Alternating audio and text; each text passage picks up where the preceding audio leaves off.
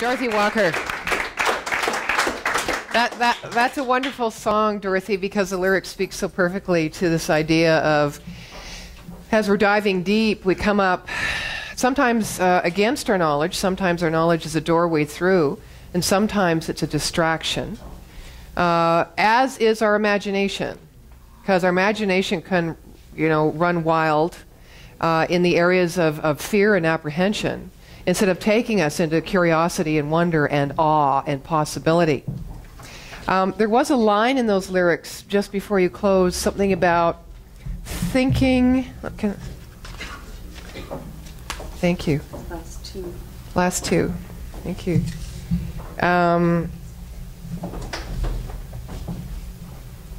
Farther than I've ever been, the places I have never seen is just step beyond the mean, 7 steps away.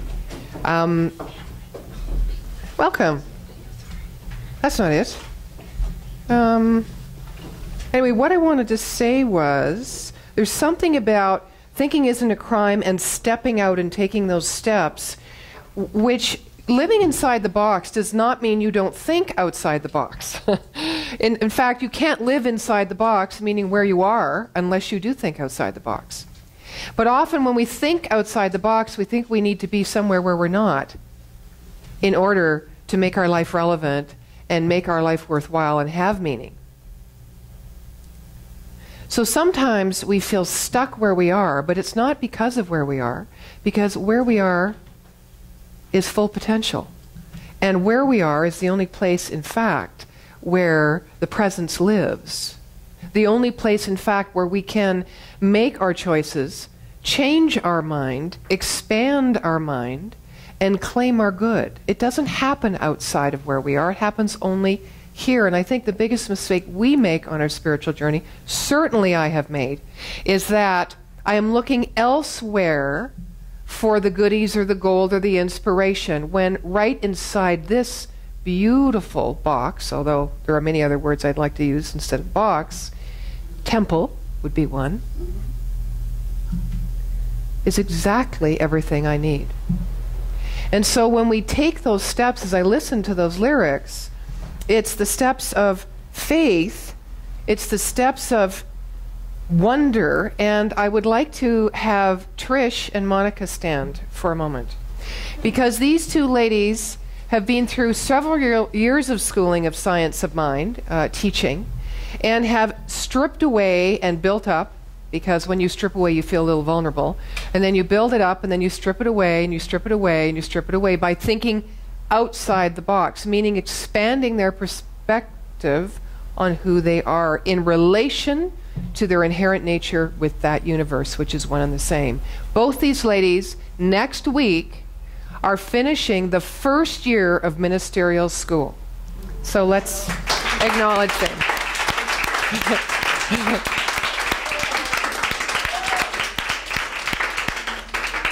And so I encourage all of you, when you see their faces here, as well as Reverend Teresa, Reverend Tina, Reverend Doug. I don't know, you went just out of my mind there for a moment. And we have a few other ordained ministers in our community and other practitioners. Lisa is here today. We have a wealth of knowledge, of inner knowledge, which not necessarily is going to speak to you, but it is going to open your perspective in a way that leads you to having this idea of greater truth, of what is possible in your life. So tackle them down by the coffee station. I mean, really, get to know these people, because in them you will see the reflection of your own magnificence, because that's what they hold for you.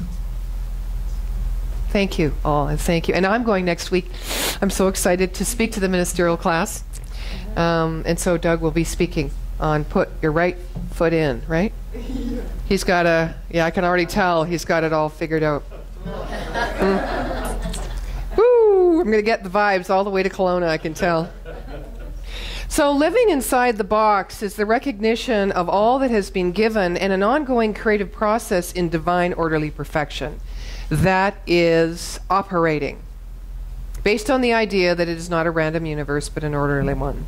And that because it's orderly and because there's a natural flow of unfoldment from that which is unseen to that which is seen or unformed or unknown to the known, there is a natural, countable, unchanging creative process of unfoldment. And that process, when you speak about that relatively, because we are of the same nature as the universe, is the law of our being. And if I want to break it down even smaller or even more finite, this is our teaching symbol. The top is the spirit, the all-knowing, all-loving power and presence, this infinite mind that moves itself into form in the physical plane. It needs to go through, however, its own subjective field, which is creative. And this creative field in us, is the same field. It is our subconscious mind. And as we open our subconscious mind to actually claim this truth, that we are one in the nature of God, then we open ourselves to become more receptive to the potential of life as us. So the deal is we need to become more receptive to the truth of who we are. And we do that by being open. Open to the possibility, not of what life will bring us, but what is already in us as supply that can be revealed through us by means of us. Because this, although it seems like there are two things going on, or 18 things, or 25 things all at the same time, it is not so. It is just the multiplicity of the reflection of Spirit or God expressing itself in as many different ways as you choose to see. That's what's going on. But the one cause behind it is what we need to be open and receptive to knowing is that cause that works within us at all times. So the relationships we're trying to build in life, when we look at another person, or we look at perhaps a new career path, or we look at relationships with our coworkers, is really a relationship we're trying to build with that source of supply, that intelligence, that creative potential within us. The effort comes when we think the relationship we need to build is out there, as opposed to in here. That's a different kind of effort. That's an effort I would rather use the words to describe as devotion, faith, commitment, focus, intention, and a deep, deep, deep, deep love for that infinite universe that lives and moves and has its being through us. So a couple of the laws I wanted to speak to in regards to the law of supply today in diving deep. The first one is the law of attraction. Now, it's pretty familiar to most of you. And I'll use the analogy of a magnet. When you were a kid, did you kind of take that magnet under the table? You know, the little red one that went up like this with the little silver tips? Did you ever do that and you moved all the, it looked like you were in conversation and you stuck your hand under and you're moving the forks and the knives? You thought it was a big joke. I love that. I don't know, maybe I'm a little off. I like to spoof people, I'm kind of mischievous. And I like to kind of get them off their game, I guess that's why I became a clown. Anyway, here I am with the knives and forks, and I'm just marveling at how everything is being attracted and gathered to a source of power, right? Scientifically speaking, of course, energetics and all that stuff. But our mind is like that. And you have already demonstrated that many times. Hopefully, you've been conscious of the times and gone, wow, something really is in me, moving through me. There is a power, in me. But when you test the law of attraction and you demonstrate the law of attraction, which is one of the laws that is is easier to demonstrate.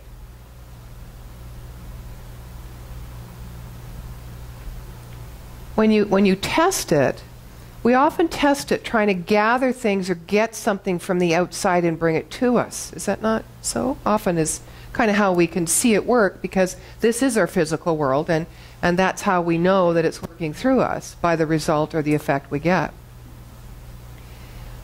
But when we use the law of attraction, as Dr. Ernest Holmes, who created the science of mind, said there's a power for good in the universe and we can use it. When we use it to get something, we're actually sending a message to the universe that we're missing something, we're lacking something. So the law of attraction could be better used not to get something from outside in, but to bring and create this vortex of consciousness within us from this infinite absolute field or plane of consciousness. Gathering and attracting everything that we need to recognize through revealing it and giving it out rather than getting it back, and creating this wonderful, powerful sense of supply and irresistible force within us. That's the work. And by creating that in here, it is just drawn to us. Like attracts like. It will attract itself. So see the difference between trying to get it out there and using the law of attraction to make ourselves feel whole from getting it from outside. Disappointments, temporary at best. Temporary at best. Because what we pull to us from outside is often never what we really think it is. It's only what we think we are not in the moment, that we can shore ourselves up, because there is this constant movement toward wholeness, toward oneness, toward having the experience on this in this physical universe of the truth of our being, which is whole and complete and perfect just the way it is. But because we have the freedom to think so many different thoughts and to have different perspectives on things based on our past experience and our knowledge base, we will attract things and people and situations that seem to shore us up and make us feel better, but that has nothing to do with creating consciousness within us through which all things will flow and return back to us in like fashion. There was a gentleman by the name of Lawrence Anthony. He's a legend in South Africa and the author of a few books, including a bestseller called The Elephant Whisperer. He bravely rescued wildlife and rehabilitated elephants all over the globe from human atrocities, including the courageous rescue of the Baghdad Zoo animals during the U.S. invasion in 2003. Now, on March 7th this year, he passed away. And he left behind and will be remembered by his wife and his 2 sons and his 2 grandchildren and numerous elephants. And it is written this way because 2 days after his passing, the wild elephants showed up at his home led by 2 large matriarchs. Separate wild herds arrived in droves to say goodbye to their beloved man-friend. A total of 31 elephants had patiently walked over 12 miles to get to his South African house.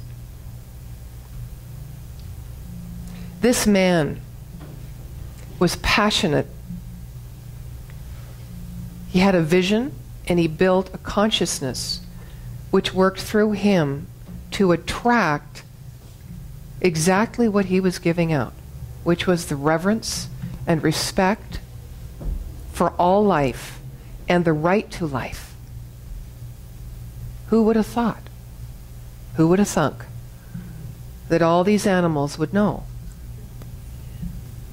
It's one mind, right? It's one mind. And so we need to trust that one mind and build that up within us. And as we build that up within us, we can start to let go our grasp on being smart, having greater knowledge, being learned, being in the right place at the right time, being around affluence so that we can influence. All these things we think we need to get from this life, we can just let that go. Because everything we already need is in us. And because we can start to let go our knowledge and just utilize our knowledge and say thank you, because it can help us circumvent sometimes some issues, but often it will get in our way because it has gone before us. And it has come through us through beliefs and perceptions about who we think we are and what we need that has gone before us. Because every result we have in life is here now, we recognize it, but it was also here in the making in our own mind when we accumulated certain belief patterns that had to eventuate itself out in the form in front of us, because that's what the creative process does. Spirit becomes matter. Right? This unformed intelligence expresses itself. That's a natural flow. And so every time we see something, instead of saying, oh my gosh, this is who I am, this is the relationship I created, this is what I've done, this is who I am, it is not so. It is not so. It comes from what has gone before. And so in religious science, in metaphysics, we say, in order to change a condition, we need to change a thought. Well, we really need to change a belief pattern. And we need to open it up and let go of old belief patterns and create a new consciousness of new thoughts that are in alignment with the nature of the truth of who we are, not who we think we are based on the results we've created in our life, whether they be outside in form or inside as far as condition. Which leads us to the power of imagination. It lets our mind be free. Free to think into the possibility of good, of truth, of prosperity, of love, of beauty, of awe, of wonder, of creativity, of intelligence and wisdom, all those things that we attribute to God or that infinite mind or intelligence. It leaves us free to do that. Just like this little girl who was walking home from school. She was, 11 or 12, and this big thunderstorm came. And there was lightning flashing and torrents of rain, and the wind was increasing, and the mother, was on the phone, this girl had a cell phone, trying to figure it out. Where is she? No answer on the cell phone. So she gets in her car, and her anxiety is increasing, and she starts driving the route that her daughter normally walks home from school. Finally, she finds the kid. And she's amazed. The thunder is, coming, and she's drenched wet, and every once in a while you'll see her walk along, and she'll look up, and she'll smile.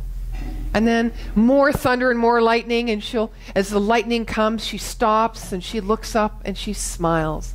And the mother's pulling her hair out because she thinks the daughter might be scared. She thinks she might get struck by lightning. And so she rolls the window down, and through all the torrents of wind and rain, she says, "What are you doing?" And the little girl says, "Well, I'm looking my best because God is trying to take my picture." Wow. Talk about imagination. And the power in that. The power in our imagination, if we let it go and if we dive into it, we will dive into the fears because they're there. But the fears are unfounded. The fears are unfounded because Holmes says that in principle, where everything is one thing, and therefore the potentiality and the possibility is infinite, has no precedent, even though the experience in our life has precedent. Well, I acted this way, and this is what happened, so I can't act that way again. Or I spoke my truth. Oh my gosh, it felt like the sky fell on me because people cried, or people were angry, or people rejected me when I spoke my truth.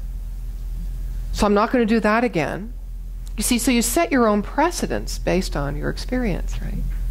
Or based on other people's ideas of what could or couldn't happen, etc., so on. We already know that.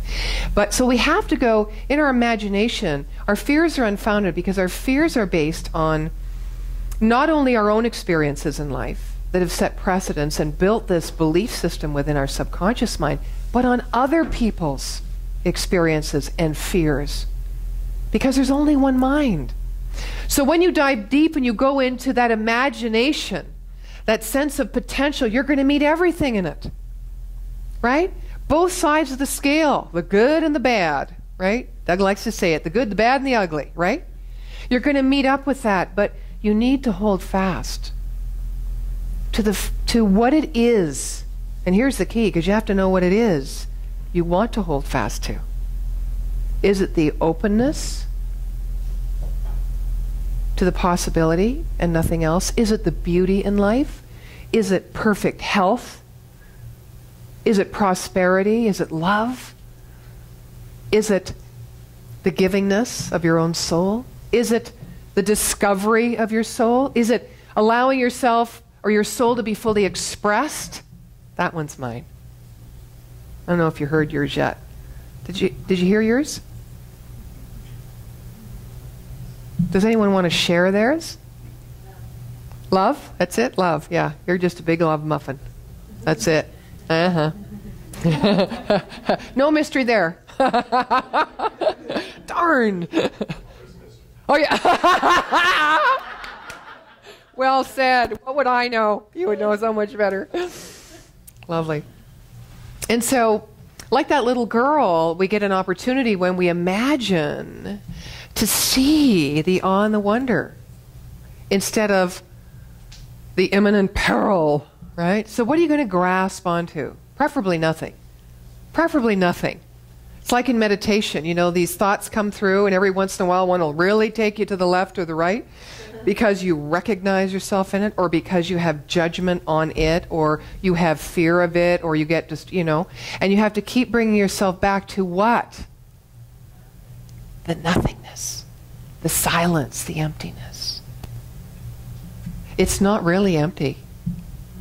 In that silence and stillness is the allness of life, is the complete potential of life. And so the step after the law of attraction in the Wells of Abundance book is the law of inheritance. So it's all about claiming, accepting, receiving, and building your good. Building your good.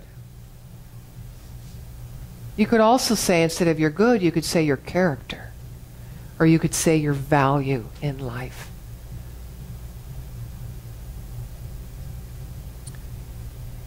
Sometimes we get distracted when things are going well, too. We're kind of riding the waves, surfing. And you notice that sometimes when that happens, if you're still of a mindset of getting, you're going to be worried that you're going to lose it, and it's going to be temporary. So you speed up everything, and you get into this place of energy or rhythm, which is almost manic. Have you ever done that? You know, because you want to keep it. How many times have I heard, well, I get it sometimes, you know, it feels great, life is great. Why can't I stay there? Why? Because it's not the way life is. There's an ebb and there's a flow. There's a coming to and being called and a recognition, and then there's a pulling back and a contemplation and a resting. That's what life is. But when we really kind of feel that we hit pay dirt sometimes, you know, and we've really got it, and we've demonstrated what we set in mind, we created that mental equivalent, we did the vision board, we did everything, we've been praying, we've been doing all the right things, and there it is. And we think this is it. It's only the beginning. Right? So what happens is we try to, you know, cram ourselves into this experience and embody it and then be it. And then something happens. It's like, where did that go? How come I'm feeling the way I'm feeling right now? Right? This idea of inheritance, the law of inheritance, is understanding that everything we could ever think of in the greatest moment of imagination and beyond is already here present within us to be revealed through our own expression of it. It was given us at birth. We don't need to earn it. We don't need to deserve it. We don't need to be any different than we are.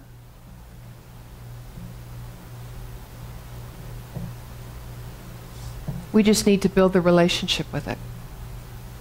So diving deep also means creating a love, a deep love, a devotional love for self.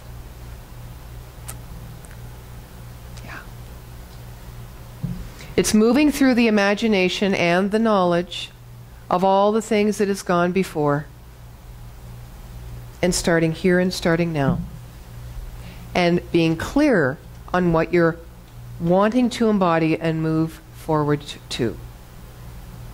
And when we talk in metaphysics, when we teach spiritual mind treatment, which is an active practice towards demonstration of creating conditions in your life you'd like to experience, we always teach it in the early stages with, well, what are you demonstrating?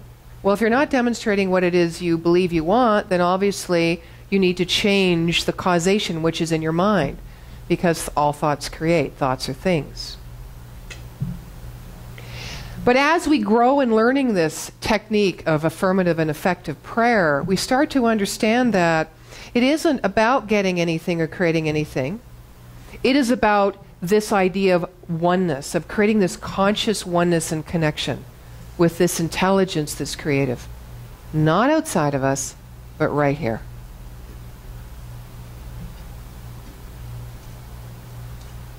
It's about being in alignment with ourselves in whatever moment or wherever we are, in experience, expression, in thought, in word, in our presence. It's about coming home to ourselves. And just observing, not judging, observing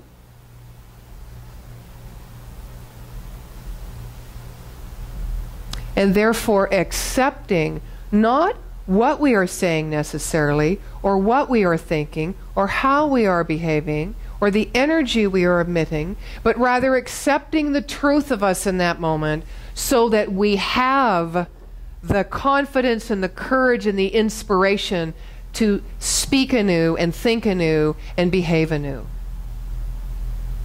Because we are that thinker behind the thought. We create everything. Okay? We write the script.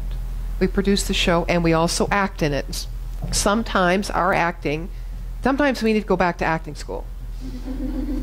Because you know how it is. We get it up here, and then when we put ourselves into the role, and we go out on the stage, it's like, wait a minute, that's not what I wrote. We're not in alignment, right? So the inner work that we do, the spiritual practice that we do, is going to bring us to a place of absolute knowingness and clarity of this connection with the divine. But we have to dive deep. We have to ask the questions. We have to be willing to face everything. And we have to call it good. How about that? Everything. Call it good. Everything. Everything. Call it good. Because it will lead us home. It will lead us back to ourselves. And so, what I know for myself and I know for you is that each one of us have not only the power to do this, the desire to do this, but we have the courage to do this. Because despite where we are in our journey, there is this infinite mind or this God that is loving us. Because that's all it knows how to do. This intelligence within us is loving. Loving meaning giving. It is giving of itself fully and wholly. And when we don't know, we turn in to that place that does know. When we can't love ourselves, we turn into the place that loves us, and we start to explore what that love is. We start to let go all those things that are the obstacles in our own mind and our own thoughts about who we are that stop us from feeling the love. And when we start feeling the love, it's not about the love for you I have, or the love for me I have. It ceases to be I have to find love something or someone. It's not an objective thing anymore. It's subjective. So yes, there is only one thing going on, and those two have it right. It's called love. It's called love. It's called creation. It's called principle. So that's what I know for me. I know that today I'm a little more open and receptive to the truth of who I am, and what life can be as it reveals through me. I am absolutely 100% in charge of it. I am growing up. I am becoming spiritually mature. How about you? Finally, she says, after 15 years. Woo! That's the journey, you know, and to be amused and to love ourselves as we move through these, you know, these blocks, as Doug talks about, the blocks on the journey. They're just keys to the next door that will move you through into a greater experience and expression of yourself, of God, of life, of livingness. So thank you for joining me on this journey. It's really an honor to be able to share the excitement and the dedication and devotion to a perspective and a philosophy that not only allows us to see differently, but supports us with these spiritual laws, which are tools that we can apply as we understand them, and apply them to our lives, so that our lives, in our experience of this physical world, really do become reflections of this inner absolute knowing and this inner supply which has already been given to us. We need to get nothing, because, you know, as we give it, as we recognize it and we give it, the fulfillment, the reward, the richness of life, the meaning of life is there. And so it is. Thank you. Dorothy.